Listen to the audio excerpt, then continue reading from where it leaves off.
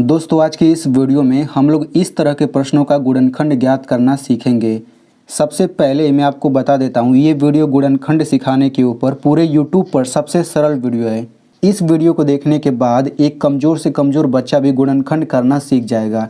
ये बात मैं पूरे दावे के साथ बोल रहा हूँ।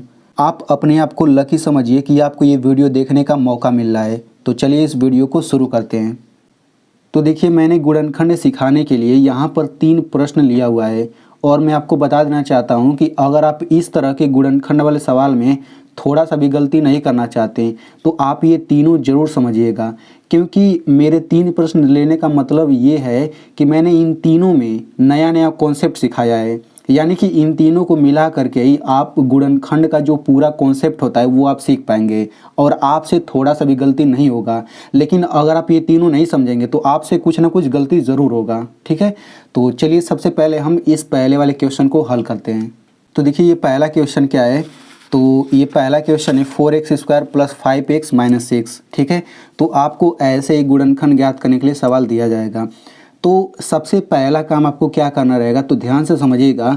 जो शुरू में संख्या दिया रहता है और जो अंतिम में संख्या दिया रहता है, सबसे पहले आपको इन दोनों का गुणा करना रहता है। ठीक है, तो 4 और 6 का गुणा करेंगे, कितना आएगा? 4 × 6 = 24। तो मैं यहाँ पे 24 लिख लेता हूँ। ठीक है, यानी कि गुणनखंड वाले सवाल में सबसे पहले आपको यही काम करना रहेगा, शुरू वाले संख्या का अंतिम वाले संख्या में गुणा करना रहेगा। तो मैंने गुणा करके यहाँ पे लिख लिया। ठीक है, अब गुणा करने के बाद अब हम क्या करेंगे, देखिए अब आपको 2 संख्या खोजना है। ठीक है ना, अब कैसी 2 संख्या खोजना है इसको आप सुनिएगा ध्यान से। तो देखिए, मैंने गुणा करके 24 लिख लिया। अब आपको ऐसी 2 संख्या खोजना है कि अगर आप इन दोनों संख्याओं का गुणा करें तो 24 आ जाए और उन्हीं दोनों संख्याओं को घटाएं तो ये बीच वाला 5 आना चाहिए। ठीक है ना, यानी कि अब ध्यान से समझिए, अगर अंतिम संख्या के पहले, देखिए ये अंतिम संख्या के पहले जो ये चिन्ह है ना, ये बहुत मायने रखता है।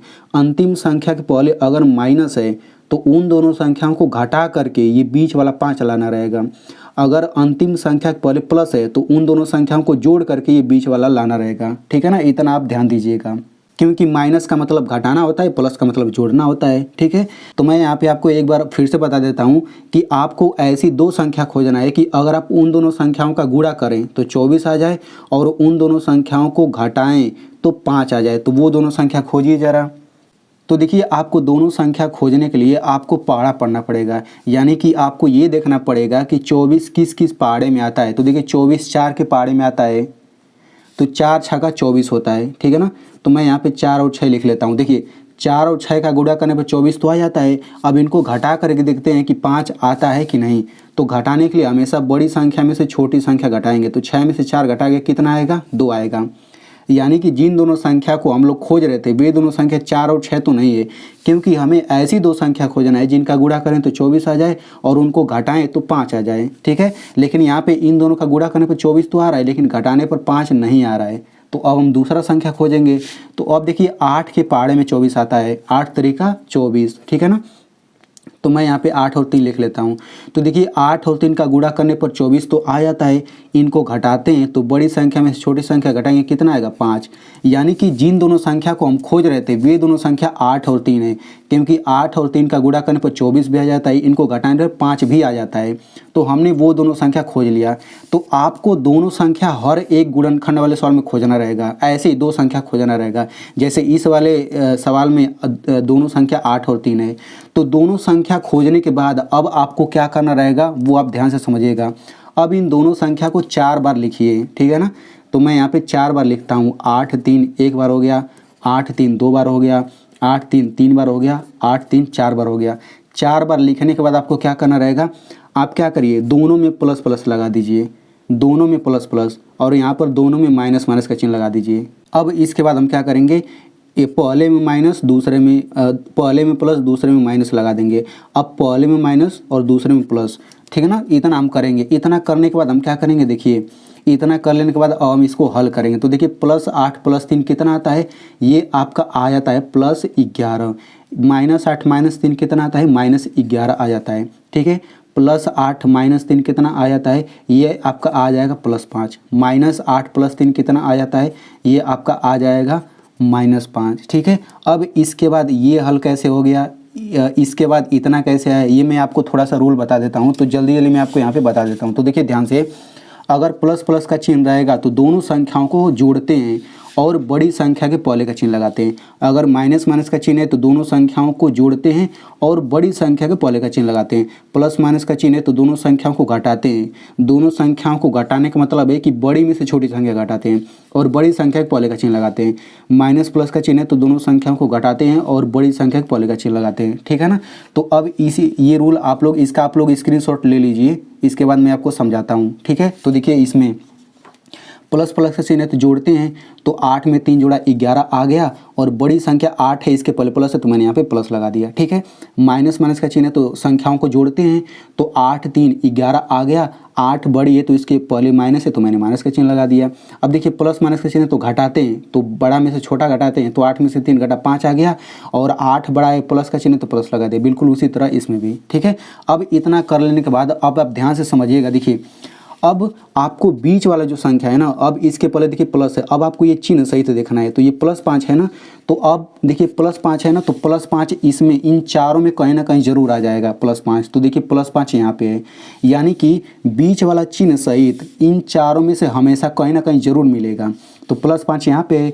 अब हम क्या करेंगे, इसका इस्तेमाल करेंगे, इस गुणनखंड को आगे बढ़ाने के लिए इसका इस्तेमाल करेंगे। ठीक है ना। कैसे करेंगे वो आप ध्यान से समझिए। तो पहला वाला ये 4x², तो इसको हम शुरू में लिख लेंगे और जो यहाँ पे अंतिम है इसको अंतिम में लिख लेंगे। बीच में हम क्या लिखेंगे, तो देखिए बीच में हम यही लिखेंगे, बस हम यहाँ पे x बढ़ा देंगे क्योंकि इसमें x है, तो यही वाला उठा करके दोनों बीच में रख दीजिए। तो ये मैं बीच में लिखता हूँ क्या, +8x और ये हो जाएगा -3x। ठीक है। तो आपको इस तरीके से कर लेना है। अब मैं क्या करूँगा, इसको बॉक्स के अंदर कर लेता हूँ ताकि समझाने में आसानी हो। तो ये पहला बॉक्स बन गया, ये दूसरा बॉक्स, ये तीसरा बॉक्स हो गया, ये चौथा बॉक्स। ठीक है। अब हम क्या करेंगे, देखिए अब हम इनका विस्तार रूप लिखेंगे। अब विस्तार रूप क्या होता है तो ये आप समझ के चलिएगा। देखिए यहाँ पर विस्तार रूप समझने से पहले आप ये समझ लीजिए, x पर 2 घात का मतलब होता है कि x का हम 2 बार गुणा करेंगे। ठीक है। x पर 3 घात का मतलब होता है कि हम x का कितनी बार गुणा करेंगे, 3 बार गुणा करेंगे। ठीक है ना। तो यहाँ पर देखिए, यहाँ पे पहले वाले बॉक्स पर फोकस करिए, यहाँ पे 4 है तो हम 4 का क्या कर देंगे, इस तरीके से अभाज्य गुणनखंड कर देंगे। तो ये हो जाएगा 2 दूना 4, 2 एकम 2। अब ये जो 2 2 है ना, 4 के नीचे लिख दीजिए, लेकिन गुणा करके लिखिएगा। गुणा x पर 2 घात का मतलब मैंने अभी बता दिया कि x का हम 2 बार गुणा करते हैं। तो पहले वाले बॉक्स का ये विस्तार रूप हो गया, तो इसको भी बॉक्स के अंदर हम लोग कर लेते हैं। ठीक है। अब देखिए पहले वाले बॉक्स के बाद प्लस है तो प्लस लगा दीजिए। अब दूसरे वाले बॉक्स पर फोकस करिए, तो देखिए इसमें 8 है और x है, तो जो 8 संख्या है ना, तो संख्या का इस तरह से कर लीजिए अभाज्य गुणनखंड। 2 चौक 8 हो गया, 2 दूना 4, 2 एकम 2, यानी कि 2 देखिए 3 बार है। तो हम क्या करेंगे, यहाँ पे लिखेंगे 2 गुणा 2 गुणा 2 और इसमें x है तो x भी लगा देंगे, यानी 8x का विस्तार रूप ये हो गया। इसको भी बॉक्स के अंदर हम लोग कर लेते हैं। ठीक है। अब क्या करेंगे, यहाँ पे देखिए तीसरे बॉक्स के पहले माइनस है तो ये माइनस लगा दीजिए। अब 3x है तीसरे वाले बॉक्स में, तो 3 का हम अभाज्य गुणनखंड करेंगे ऐसे, तो 3 एकम 3, ये 3 का 3 ही रहेगा, तो ये मैंने 3 लिखा, गुणे x है तो x लिख दिया। इसको भी बॉक्स के अंदर हम लोग कर देते हैं। ठीक है। अब देखिए माइनस, अब चौथे बॉक्स में 6 है तो 6 का भी अभाज्य गुणनखंड करिए, तो 2 3 6 हो गया, 3 एकम 3 हो गया, तो 2 गुणा 3 लिखेंगे यहाँ पे, तो ये हो जाएगा 2 गुणा 3। इसमें x नहीं है तो इसमें x अपने मन से बढ़ाएंगे नहीं। ठीक है। अब इतना करने के बाद अब आपको क्या करना रहेगा, तो देखिए अब पहले वाले बॉक्स और दूसरे वाले बॉक्स में हम लोग कॉमन लेते हैं। ठीक है। अब कॉमन क्या होता है तो इसे आप ध्यान से समझिए, जो इन दोनों में होता है ना वही कॉमन होता है, और कॉमन को हमेशा हम इस कोष्टक वाले के बाहर लिखते हैं। ठीक है। तो इन दोनों में क्या क्या है हम लोग देखते हैं। इसमें देखिए 2 है तो मैं 2 पर निशान लगा देता हूँ, इस पर भी निशान, इन दोनों में 2 है। अब देखिए इसमें भी 2 है, इसमें भी 2 है, इसमें देखिए x है, इसमें भी x है, इसमें देखिए x है, अब इसमें x नहीं है, नहीं तो इस पर भी निशान लगा देते हैं। यानी कि इन दोनों बॉक्स में क्या क्या है, 2 2 x इस वाले बॉक्स में है, 2 2 x इस वाले बॉक्स में है, यानी कि 2 2 x वही कॉमन हो गया, और कॉमन को कोष्टक के बाहर लिखते हैं। तो 2 2 x को हम कोष्टक के बाहर यहाँ पे लिखेंगे, लेकिन गुणा करके लिखेंगे। तो गुणा कर लीजिए, तो 2 2 x का गुणा करेंगे, 2 दूना 4 और x, ये हो जाएगा 4x, यानी कि 4x इसमें देखिए निशान वाला बाहर आ गया। यानी कि बस आप इतना समझिए ना कि यहाँ से 2 2 x बाहर आ गया, यहाँ से आ गया 2 2 x बाहर। ठीक है ना।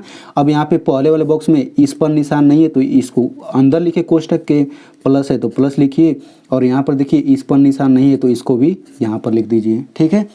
यानी कि बस आप इतना समझ लीजिए कि जिस पर निशान है वो कोष्टक के बाहर आ गया, कोष्टक के बाहर, तो यहाँ पे यही तो बचेगा और यहाँ पे यही तो बचेगा, तो वो हम कोष्टक के अंदर लिख देंगे, ठीक है ना। अब हम क्या करेंगे, अब आते हैं अगले पर। अब समझिए कि इन दोनों का काम खत्म हो गया, ठीक है। अब इन दोनों बॉक्स के बाद माइनस का चिन्ह है, तो आप यहाँ पे माइनस का चिन्ह लगाइए, फिर यहाँ पे दूसरा कोष्टक बनाइए।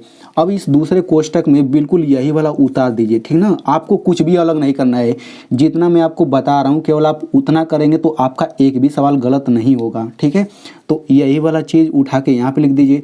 अब इस कोष्टक के बाहर यहाँ पर कुछ ना कुछ रहेगा, जैसे यहाँ पे कोष्टक के बाहर 4x है, तो 4x आया कहाँ से, इन दोनों पर जो निशान है वही तो आया है बाहर। तो देखिए इसमें दो x पर निशान है, तो यहाँ से 4x बाहर आ गया। अब देखिए यहाँ पर भी 4x है, तो इसका मतलब 4x इसमें भी इसका मतलब 2 बार यहाँ पे नहीं आएगा, यहाँ से एक ही बार आएगा, यहाँ से समझिए कि दोनों को मिला करके यहाँ पे एक ही बार आएगा, ठीक है ना।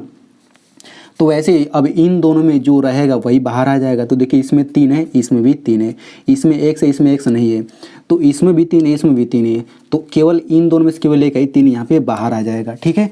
अब इसके बाद आपको क्या करना है, तो देखिए कोष्टक के बाहर यहाँ पर 4x है, इस कोष्टक के बाहर यहाँ पे -3 है, तो कोष्टक के बाहर वाले को हम कोष्टक के अंदर लिख लेते हैं। तो ये बाहर है तो इसको लिखा, ये बाहर क्या है -3, तो ये मैं -3 लिख लेता हूँ। दूसरे कोष्टक में क्या लिखेंगे, बिल्कुल यही वाला, ये वाला कोष्टक वाला लिख देंगे, x + 2, ठीक है ना। तो ये हो जाएगा आपका आंसर। अब यहाँ पे मैं आपको एक चीज़ एक्स्ट्रा बता देता हूँ, तो देखिए ध्यान से समझिएगा। इसी सवाल को मैंने हल किया तो इतना आंसर आ रहा है, लेकिन इसी सवाल को कई लोग हल करेंगे ना तो उनका आंसर ये भी आ सकता है, x + 2 और 4x - 3, और ये भी सही है आंसर, ये भी सही है आंसर। कैसे मैं आपको बताता हूँ, देखिए इस दूसरे वाले आंसर में x + 2 बाद में, पहले वाले में बाद में है, लेकिन इसमें पहले हो गया, और इसमें ये पहले ये बाद में चला गया, ठीक है ना। यानी कि ये बदल सकता है, दोनों ही आंसर सही माना जाएगा। तो इस तरीके से ये पहला क्वेश्चन हल हो गया। चलिए अब हम लोग इस दूसरे वाले क्वेश्चन को हल करते हैं। तो देखिए बहुत लोग क्या करेंगे, बहुत लोग पहले वाले क्वेश्चन को समझ करके यहाँ से भाग गए होंगे, लेकिन मैं आपको बताना चाहता हूँ कि उनसे गलती ज़रूर होगा, ज़रूर सवाल लगाने में गलती होगा, क्योंकि इसमें आप नया कॉन्सेप्ट सीखेंगे, और जो मैं तीसरा क्वेश्चन बताने वाला हूँ उसमें भी आप नया कॉन्सेप्ट सीखेंगे। तो अगर उस तरह का सवाल आ गया तो गलती कन्फर्म होगा, ठीक है। तो आप लोग दोनों को समझिएगा। चलिए मैं आपको बताता हूँ। तो देखिए इस वाले सवाल में क्या है, जैसे पहले वाले सवाल में यहाँ पे कोई संख्या था लेकिन इसमें कुछ है ही नहीं, लेकिन मैंने आपको बताया था कि सबसे पहला काम आपको क्या करना रहेगा, अंतिम संख्या का गुणा शुरू वाले संख्या में करना रहेगा, लेकिन यहाँ पे कुछ है ही नहीं। तो बस आप इतना दिमाग में रखिए कि जब यहाँ पे कोई संख्या नहीं रहता है तो हम यहाँ पे 1 मान लेते हैं। तो 36 और 1 का गुणा करेंगे तो कितना आएगा, 36 ही आएगा, ठीक है ना। तो मैंने गुणा करके यहाँ पे 36 लिख लिया। अब हम क्या करेंगे, अब हमें ऐसी दो संख्या खोजना है कि अगर हम लोग उन दोनों संख्याओं का गुणा करें तो 36 आ जाए, और उनको घटाएं तो क्या आना चाहिए, 9 आना चाहिए। तो देखिए वो दोनों संख्या 12 और 3 है, 12 3 का गुणा करेंगे तो 36 आ जाएगा, 12 3 36, और 12 में से 3 घटाएंगे तो 9 भी आ जाएगा, यानी कि वे दोनों संख्या 12 और 3 है। अब हम क्या करेंगे, इन दोनों संख्याओं को 4 बार लिखेंगे, और सबसे पहले हम क्या करेंगे, प्लस प्लस का चिन्ह लगा देंगे, फिर माइनस माइनस का चिन्ह लगा देंगे, फिर एक में प्लस एक में माइनस, फिर एक में माइनस और एक में प्लस। अब इसको हल करते हैं, तो इसको हल करेंगे तो ये आपका आ जाएगा +15, इसको हल करेंगे तो ये आ जाएगा -15, इसको हल करेंगे तो कितना आ जाएगा +9, इसको हल करेंगे कितना आ जाएगा -9। अब हम क्या करेंगे, बीच वाले पर चिन्ह सहित देखेंगे, तो ये चिन्ह सहित है कितना, +9 है, ठीक है। तो इन चारों में प्लस में कहीं ना कहीं आएगा, तो देखिए यहाँ पे आया है +9। अब हम इसका इस्तेमाल करेंगे, लेकिन इसमें x लगा देंगे, ठीक है ना। इसी को हम क्या करेंगे, बीच में लिखेंगे। तो देखिए मैंने बीच में लिखा है +12x - 3x, मैंने बीच में लिख दिया, और पहले और लास्ट वाले को वैसे ही उतार दिया, ठीक है। अब क्या करेंगे, इनका विस्तार रूप लिखेंगे। तो मैंने विस्तार रूप लिख लिया है। यहाँ पे 36 का अभाज्य गुणनखंड करेंगे इस तरह से, तो 2 2 3 3 आएगा, तो मैंने यहाँ पे लिख लिया, ठीक है। अब क्या करेंगे, इन दोनों में हम कॉमन लेंगे। तो कॉमन लेते हैं सबसे पहले इन दोनों बॉक्स में। तो देखिए यहाँ पर x है, इसमें भी x है, इसमें x है, इसमें अब x नहीं दिख रहा है। अब हम क्या करेंगे, यहाँ पे हम कोष्टक बनाएंगे। कोष्टक के बाहर क्या रहेगा, जो निशान वाला है, तो पहले वाले बॉक्स में x पर निशान है तो यही वाला x आ जाएगा, ठीक है ना। तो बस आप इतना समझिए कि यहाँ से भी x आ गया, यहाँ से भी x आ गया। तो यहाँ पहले वाले बॉक्स में x पर निशान नहीं है तो ये अंदर रहेगा, प्लस है, प्लस लिखिए। यहाँ पर देखिए इन तीनों पर निशान नहीं है, मतलब इनका गुणा करके अंदर लिखेंगे ना, तो गुणा करिए तो 2 दूना 4 3 12, यानी कि यहाँ पे 12 आ गया। इन दोनों कोष्टक का काम खत्म हो गया। इन दोनों के बाद माइनस का चिन्ह है ना, तो आप यहाँ पे माइनस का चिन्ह लगाइए, यहाँ पर दूसरा कोष्टक बनाइए। अब इस कोष्टक में आप यहाँ से मिलाइए नहीं, बिल्कुल यही वाला उतार दीजिए, ठीक ना। देखिए जैसे मैं आपको बता रहा हूँ कॉमन लेने के लिए बिल्कुल वैसे ही लीजिएगा, आपसे हर एक सवाल होगा, ठीक है। अब देखिए इस कोष्टक के बाहर x है तो इस कोष्टक के बाहर भी यहाँ पे कुछ ना कुछ रहेगा, वो क्या रहेगा, जो इन दोनों में है। तो देखिए इसमें 3 है, इसमें भी 3 है, इसमें x है, इसमें x नहीं है। इसका मतलब क्या कि देखिए यही वाला 3 यहाँ पे आ जाएगा, यहाँ से भी 3 आ जाएगा, और समझिए यहाँ से भी 3 आ गया। मतलब इन दोनों में से कोई एक यहाँ पे हम लिख देते हैं निशान वाला, ठीक है। अब हम क्या करेंगे, इसके बाद कोष्टक के बाहर x है और यहाँ पे कोष्टक के बाहर -3 है, तो कोष्टक के बाहर वाला हम कोष्टक के अंदर लिख लेते हैं, दूसरे कोष्टक में बिल्कुल यही वाला लिख लेंगे x + 12। तो हमारा इसका आंसर ये हो गया। तो चलिए अब हम लोग इस तीसरे वाले क्वेश्चन को समझते हैं। तो देखिए आप लोग इस तीसरे वाले क्वेश्चन में भी अलग कॉन्सेप्ट सीखेंगे, ठीक है। तो इसको समझाने के बाद मैं आपको एक सवाल दूंगा, उसको आप लोग हल जरूर करिएगा, तभी तो मुझे पता चलेगा कि आपको समझ आ गया है, ठीक है। तो इसको मैं समझाता हूँ। तो देखिए इसको समझाने के लिए 6 और 5 का गुणा करेंगे 30 आ जाएगा, और बिल्कुल उसी तरह से दोनों संख्या खोजेंगे और इस तरह से कर लेंगे, ठीक है। फिर आप यहाँ तक आ जाएंगे, यहाँ पे कॉमन लेने में आप नया कॉन्सेप्ट सीखेंगे। तो आप कैसे कॉमन लेंगे, देखिए पहला बॉक्स ये है, दूसरा बॉक्स ये है। तो पहले वाले बॉक्स में 2 दिखा, इसमें देखिए 2 है, इसमें 3 है, इसमें 3 नहीं है, इसमें देखिए x है, इसमें भी देखिए x है, इसमें x है, अब इसमें दूसरा x नहीं है, ठीक है। तो यहाँ पे हम कोष्टक लिखेंगे, कोष्टक के बाहर क्या रहेगा, जो निशान वाला है। तो पहले वाले बॉक्स में दो x पर निशान है, इसमें भी 2x पर निशान है, तो किसी एक से 2x उठा लीजिए, ये बाहर आ जाएगा। तो समझिए यहाँ से भी आ गया बाहर, यहाँ से भी बाहर आ गया। तो पहले वाले बॉक्स में किस पर निशान है, 3 और x पर निशान है, तो 3x यहाँ पे आ गया, प्लस है, प्लस लिखिए। इस पर देखिए 5 पर निशान है, तो ये 5 आ गया, ठीक है। अब इन दोनों का काम खत्म। इसके बाद माइनस है तो माइनस लिखिए, फिर यहाँ पे अगला कोष्टक बनाइए और बिल्कुल यही वाला यहाँ पर लिख दिए 3x + 5। अब इस कोष्टक के बाहर यहाँ पे कुछ ना कुछ रहेगा, वो क्या रहेगा, जो इन दोनों में निशान लगेगा, जो इन दोनों में कॉमन रहेगा। तो देखिए इसमें 3 है, इसमें 3 नहीं है, इसमें x है, इसमें x नहीं है। तो अब यहाँ पे आपको समझना पड़ेगा। तो देखिए तो क्या होता है, इन दोनों में हमेशा कुछ ना कुछ कॉमन ज़रूर मिलेगा, यानी कि इन दोनों में आपको निशान ऐसे लगाएंगे ना, तो इसमें और इसमें निशान हमेशा लगेगा, कुछ ना कुछ ज़रूर मिलेगा। लेकिन इन दोनों में क्या होगा कि कभी कभी इन दोनों में कॉमन नहीं मिलता है, यानी इन दोनों में कभी कभी निशान मिलता ही नहीं है। जैसे देखिए इसमें 3 है, इसमें 3 नहीं है, इसमें x है, इसमें x है नहीं। तो वहाँ इस कंडीशन में हमें क्या करना रहेगा, हम यहाँ पे 1 बढ़ाएंगे। क्या बढ़ाएंगे, केवल 1 बढ़ा देंगे, ठीक है। तो आई होप आपको समझ आ गया होगा। इसके बाद हम क्या करेंगे, कोष्टक के बाहर 2x है, यहाँ पर -1 है, तो 2x - 1 यानी कोष्टक के बाहर वाला अंदर लिख लिया हमने कोष्टक के, और दूसरे कोष्टक में बिल्कुल ये वाला लिख देंगे 3x + 5। तो ये हमारा हो जाएगा आंसर, ठीक है।